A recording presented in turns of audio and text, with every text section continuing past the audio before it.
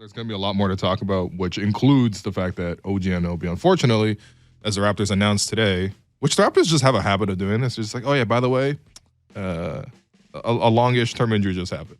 And they just announced today that OG has a fracture in his finger, in his ring finger, in the shooting hand, in his right hand.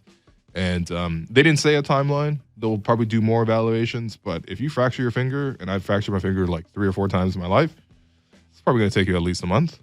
Yeah, I wasn't playing pro basketball. Yeah, that's going to be tough because there's only about 6-7 weeks left in the regular season. And we're also going to talk a little bit about the upcoming schedule and where the Raptors are because it's a very bunched up Eastern Conference. But yeah, let's talk about this injury. You did some investigating. So a lot of Raptors players have been just getting hurt in practice. Yeah, well, I mean, look, so OG's been playing, right? He played every game up until the All-Star break. In terms of like, there was no like, he had the hip pointer, which he missed time, but he was playing consistently.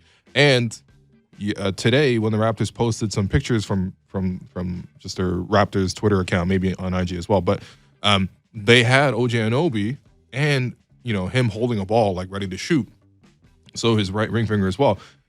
He was at the practice or wherever it was, but I know for sure that was practice yesterday that they held on Wednesday. In Charlotte, the team has sort of regrouped there.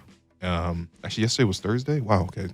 Anyway, so yeah, whatever. Come on, get it together, Will Lou. What's going on? They've been regrouping in Charlotte in anticipation of playing the Hornets tonight, Friday. But he was at practice. He was okay-ish to perform, and clearly he's been sort of okay enough to sort of play. Now, of course, this has affected his performance, right? Because it's also been announced that so he had actually been dealing with this finger issue for a couple of games leading up to the break.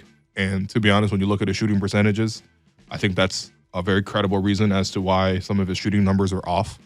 And also, salute to Emma J. Brown on Twitter, one of the premier, actually probably the leading OG propagandist. Yeah, Raptors fan, enthusiast, Getty Images expert, and also investigative reporter. Yes, absolutely. And she noted on February 12th, which was the game the Raptors lost to Denver by 1 point with OG going up for the putback and then Jokic making the block. That game, OG shot 4 of 12. And she noted on Twitter that day that, can someone ask about OG's finger, the shooting hand, right? And I think someone else also mentioned that he was getting it stretched out by the physio.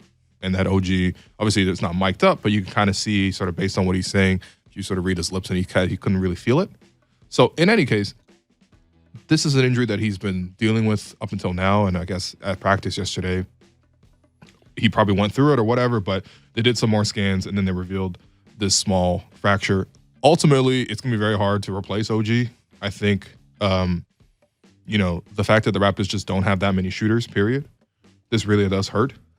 He's also been a pivotal part of the Raptors' second unit revival, which obviously he's not part of the second unit, but OG generally plays a lot with the second unit at the start of the second and fourth quarters. Him and Pascal together as sort of like offensive initiators with that group while everyone else sort of just runs around and gets rebounds and plays defense. It's going to be hard to replace him, and hopefully he's going to come back healthy. But to your point about the practice thing is if he did aggravate the injury in practice, which is totally possible, this will mean this is the second time in 3 months that OG Anunoby has hurt himself as part of a practice. Right? Obviously, these guys play all the time. They train all the time. So it's not just one thing happens and then this injury happens, right? But November 18th, the team announces OG Anunoby has suffered a hip pointer and he's going to miss 4 weeks, which is exactly how much time he ended up missing. That was due to something that happened in practice. Before that, Yuta Watanabe strained his calf earlier in practice in October, which is just like, there's no reason why you should have 3 injuries in practice that have all basically kept the guy out for a month. And we don't know how long OG will miss, but realistically, we should anticipate it's going to be a few weeks. Yeah, but some of that practice stuff, I get it, but you wouldn't chalk that up to just being a little fluky too, just unlucky. Yeah, no, for sure. But there is a pattern, is what you're saying. Yeah, don't practice so hard. Yeah. Okay. Good takeaway. No, I think, obviously we're not doctors, You know, unfortunately. Yeah. Unfortunately. No, I love that. I love that. That's both our instant reactions. No, I know this is triggering Yeah, for me, lot of man. memories flooding back right now. Yes, I love disappointed faces in the family. going to university for life sciences. Yeah, I was going to become a life scientist. Oh man. Yeah.